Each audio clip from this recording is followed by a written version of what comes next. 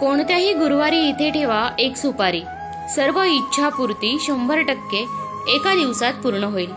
नमस्कार मित्रांनो, सकाळी देवासमोर दिवा लावून शुभम करोती म्हणणं असो किंवा कोणतीही पूजा करताना सर्वप्रथम देवासमोर दिवा लावला जातो.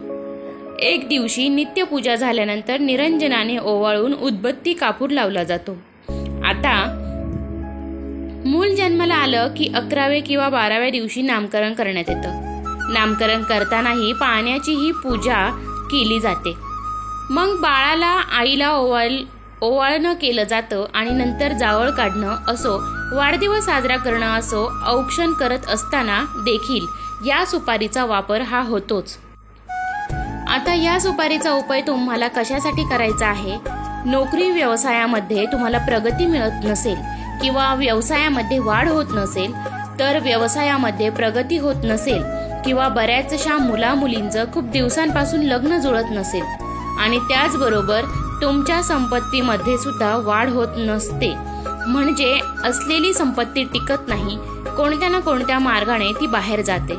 जसे की आजारपण असतील, विनाकारण मागे लागलेले खर्च असतील, या कुठेतरी गोष्टीला थांबायचं असेल तर त्यासाठी आपल्याला हा उपाय करायचा आहे. वाईट गोष्टी घरामध्ये असतातच, त्या वाईट गोष्टी घरातल्या काही केल्या जात नसतील, तुमची कामं अनेक दिवसांपासून रखडलेली असतील, काही कारणाने ती कामं पूर्णच होत नसते, तरी सुद्धा आपण हा सुपारीचा अतिशय साधा सोपा उपाय करू शकतो. तर सुपारीचा हा उपाय आपल्याला गुरुवारच्या दिवशी करायचा आहे. वाईट गोष्टी घरामध्ये असतातच, त्या वाईट गोष्टी घरातल्या काही केल्या जात नसतील, तुमची कामं अनेक दिवसांपासून रखडलेली असतील, काही कारणाने ती कामे पूर्णच होत नसतील, तरी सुद्धा आपण हा सुपारीचा अतिशय साधा सोपा उपाय करू शकतो. सुपारीचा हा उपाय आपल्याला गुरुवारच्या दिवशी करायचा आहे. इतर कोणत्याही दिवशी नाही, तर महिन्यातल्या कोणत्याही गुरुवारी तुम्ही हा उपाय करू शकता. तुमच्या कोणत्याही प्रकारच्या समस्या असतील त्या या उपायामुळे दूर होण्यास मदत होईल. एवढा हा प्रभावी उपाय आहे. फक्त कोणताही उपाय करत असताना तो पूर्ण श्रद्धेने म्हणून व्हावे. फक्त कोणताही उपाय करत असताना तो पूर्ण श्रद्धेने म्हणून व्हावे केला तर तुम्हाला निश्चितच त्याची प्रचिती येते. आणि हा उपाय गुरुवारी करण्यामागचं कारण म्हणजे गुरुवार हा गृहस्पती म्हटलं की तुमच्या मुलांची, तुमच्या पतीची प्रगती येतेच. आणि गुरुवारचा दिवस हा श्रीहरी विष्णूंना सुद्धा मानला जातो. त्यामुळे या दिवशी श्रीहरी विष्णूंची देवी लक्ष्मीची कृपा प्राप्त करून घ्यायची असते. आपल्या घरामध्ये जर लक्ष्मी अखंड नांदत असेल तर घरामध्ये सुख समृद्धी येते आणि आपल्या घरामध्ये असलेले सर्व समस्या दूर होतात, अडथळे दूर होतात आणि आपल्या प्रगतीचे मार्ग खुले होतात. तर सुपारीचा हा अत्यंत साधा सोपा उपाय करण्यासाठी तुम्हाला गुरुवारी सकाळी लवकर उठून तुमची जी काही नित्यकर्म आहेत ते करून घ्यायचे आहे. त्यानंतर तुम्हाला देवपूजा करायची आहे, तुळशीची पूजा करायची आहे. कोणतीही सेवा उपाय करत असताना कधी सेवा करतो त्यामुळे देवापुढे लावायचे आहे, तर त्यासाठी तुम्हाला एक सुपारी घ्यायची आहे. आता बऱ्याचदा आपण पूजेमध्ये गणपतीची स्थापना करण्यासाठी वापरलेली सुपारी आपल्याला घ्यायची नाही, नवीन सुपारी आणायची आहे. आणि जर तुमच्या घरामध्ये तुम्ही तुमचे साहित्य एक्स्ट्रा ठेवत असता, त्या पूजेच्या सामानामध्ये तुम्हाला एक नवीन सुपारी मिळाली तर त्या सुपारीचा सुद्धा वापर तुम्ही करू शकता. ती किडलेली वगैरे नसावी याची काळजी तुम्हाला घ्यायची आहे, कारण ज्या वेळेस आपण उपाय करत असतो त्यावेळेस ती वस्तू देखील तेवढीच चांगली असली पाहिजे, तेवढीच निर्मळ असली पाहिजे. त्यामध्ये कीड लागलेली वगैरे अशी वस्तू घेतली तर त्याचा काहीही उपयोग आपल्याला होत नसतो. तर चांगली एक सुपारी आपल्याला घ्यायची आहे. गुरुवारच्या दिवशी तुम्हाला हा उपाय करायचा आहे. तर सकाळी तुमचे देवपूजा वगैरे झालेली असेल, तुमचा दिवा सुरू असेल, त्यानंतर तुम्हाला धूप लावून घ्यायचा आहे, एक आसन घ्यायचं आहे आणि त्यासोबतच तुम्हाला एक ताम्हण घ्यायचं आहे. त्या ताम्हणामध्ये आपल्याला थोड्याशा अक्षता टाकायच्या आहेत, त्यावरती सुपारी ठेवायची आहे आणि आता त्यावरती आपल्याला अभिषेक करायचा आहे. अभिषेक करण्यासाठी एक पेला आणि पळी तुम्हाला लागेल. त्याचबरोबर तुम्हाला थोडंसं दूध घ्यायचं आहे. या सुपारीवाणी तुम्हाला सगळ्यात आधी पाण्याने अभिषेक करायचा आहे. अभिषेक करण्यासाठी त्या पळीने तुम्हाला 3 पळ्या अभिषेक करायचा आहे। सुपारीवरती पहिले पाण्याने त्यानंतर दूध घेतलेले आहे त्या दुधाने तुम्हाला 5 वेळा पळीने दूध टाकायचं आहे।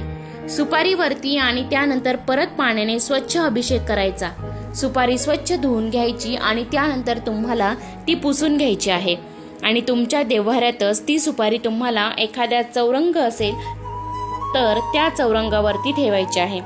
त्या सुपारीला तुम्हाला हळदीनी तुम्हाला सांगितलं काही जणांचं लग्न जमत नसेल, आर्थिक समस्या असतील, आजारपण असतील, ज्या काही तुमच्या समस्या असतील तर तुम्हाला बोलायच्या आहेत आणि अशाच प्रकारे तुम्हाला 7 दिवस ती सुपारी तुमच्या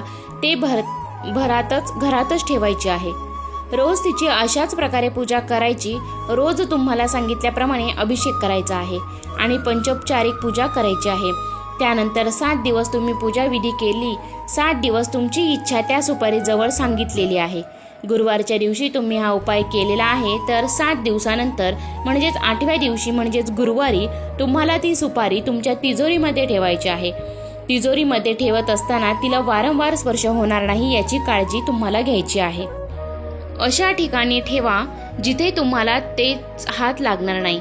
एक लाल रंगाचं कापड घ्या, त्या कापडावरती तुम्हाला ही सुपारी तुमच्या तिजोरीमध्ये जिथे आणि किती दिवस ठेवायची आहे आणि जसं मी तुम्हाला सांगितलं तुमच्या आर्थिक समस्यांसाठी तुम्ही हा उपाय करत असाल तर सुपारीला तुम्हाला कायमस्वरूपी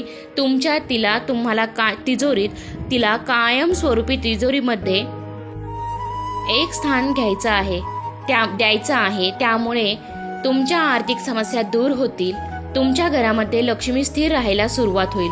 गुरुवारच्या दिवशी म्हणजे श्री हरी विष्णूंच्या वाराच्या दिवशी आपण उपाय केलेला आहे।